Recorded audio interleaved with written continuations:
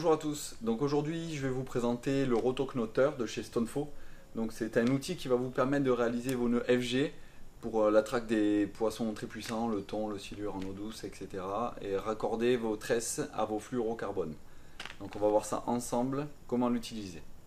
Alors pour réaliser vos nœuds FG, comme ceci, donc c'est une chaussette sur un gros fluorocarbone avec une tresse de 30 centièmes, il vous faut un rotoknoteur de chez Stonefo. Vous avez deux bobines, une lourde, une légère. La lourde pour utiliser des tresses et des diamètres de fluorocarbone importants, et la légère pour descendre dans ces diamètres-là.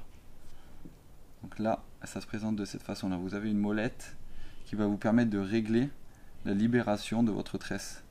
Donc plus on la desserre, plus c'est libre, plus on la serre, plus c'est tendu.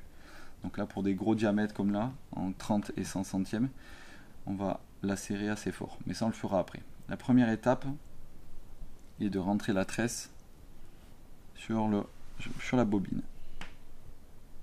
Donc on la passe par ici et on vient la rentrer, la verrouiller entre ces deux bagues en caoutchouc qui sont prévues à cet effet.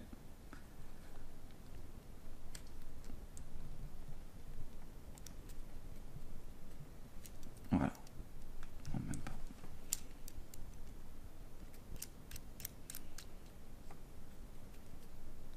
Voilà, elle est rentrée. Donc là.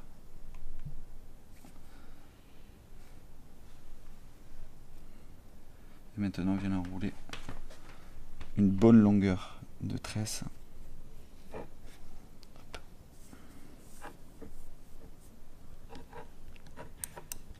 Hop, on va libérer la tresse du pick-up.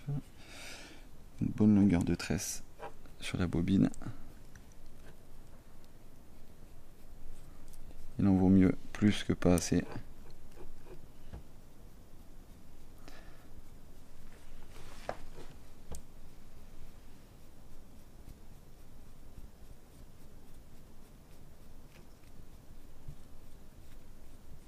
Allez, on va dire que ça va suffire.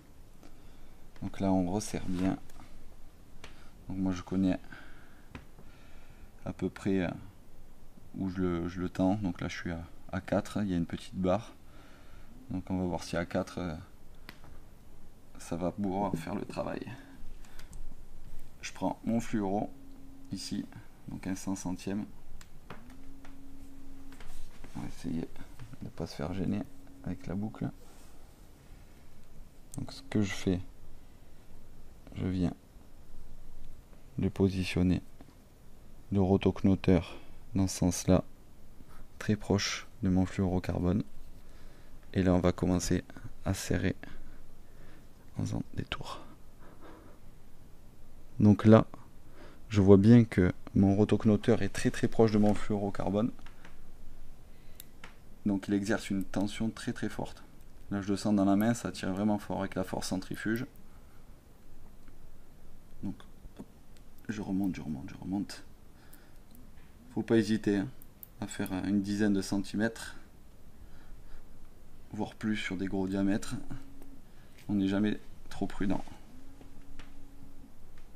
Donc là, je verrouille comme je peux pour éviter d'avoir trop de perte de tresse et d'enroulement. Et là, la partie technique, c'est de refaire descendre le rotoknoteur dans le sens inverse. Il faut que les premières spires redescendent sur. Ok, voilà. Donc là, voilà, c'est ça. Le premier coup à faire, c'est d'avoir un demi-centimètre, même le plus proche possible, une boucle qui va redescendre, qui va vous redonner le sens de la marche. Hop.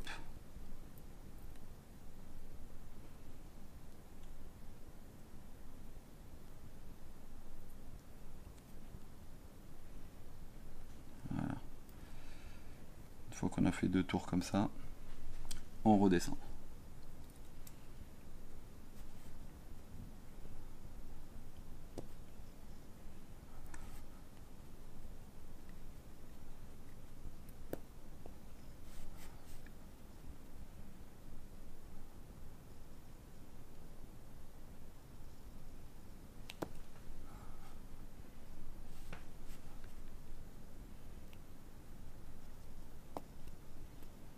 c'est toujours bien. Je vérifie systématiquement que ça soit bien serré. Et voilà, là j'estime que je suis arrivé à la longueur où je voulais. Et je vois les premières spires que j'avais faites avec le rotoknocker qui se sont espacées. Donc ça c'est pendant la manipulation du nœud, ça arrive, vous inquiétez pas, c'est normal. Hop, donc là, je tiens le tout. Vu que j'avais verrouillé au début, j'ai très peu de pertes. Et là, je viens tirer le reste de fil de tresse qu'il y avait sur le rotoknotter. Donc là, j'ai une très grande longueur. Ça va me gêner pour finir le nœud. Donc je coupe à une vingtaine de centimètres.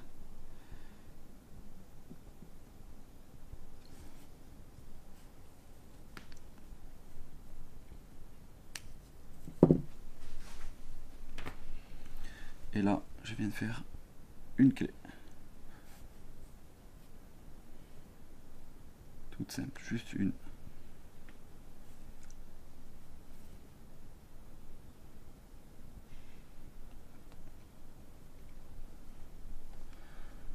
Donc la clé vient se mettre là où j'ai arrêté de descendre. Donc là, tout l'excédent, il ne me sert à rien.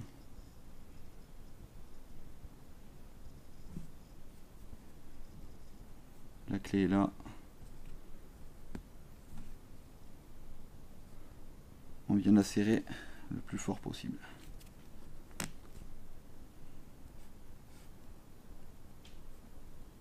Voilà.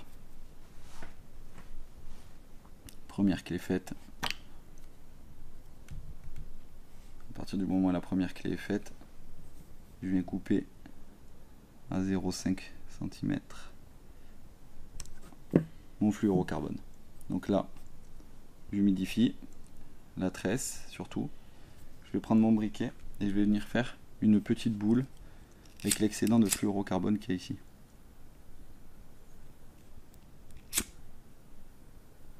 Voilà. Juste une petite perle. Donc ce que je préconise à la fin, c'est de quand même mettre une pointe de glu ici et une pointe de glu ici. Et là on refait des clés.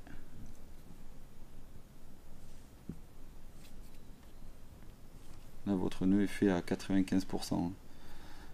Juste les 3-4 clés que vous faites à la fin viennent le terminer. Donc je le laisse bien, on laisse bien les clés sur la tresse, que ça fasse une petite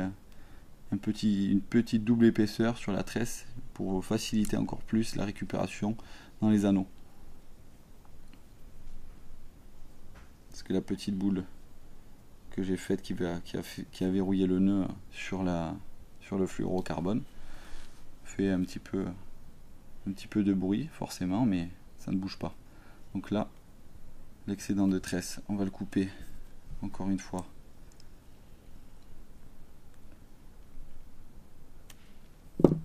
à 0,5. Et pour verrouiller ces petites clés qui ont tendance à se défaire, hop là, je viens brûler l'excédent de tresse. Donc avec la pointe de glu ici et là, vous avez un nœud qui ne bougera plus. Donc là, pêche exotique, brochet si vous voulez, silure, thon, vous pouvez y aller les yeux fermés, ça ne bougera pas et ça passera dans les anneaux. Vous pouvez mettre 2, 3, 4, 5, 6 mètres de fluorocarbone si vous en avez besoin selon les endroits et les poissons que vous cherchez. Avec ce nœud là, ça ne branchera pas. Donc je vous souhaite de passer un bon moment sur l'eau, et si ça ne marche pas, si vous cassez là-dessus, c'est que vous l'avez mal réalisé. Mais ça ne risque pas. Au bout de 2-3 fois, vous allez bien le faire, ce nœud il est très facile.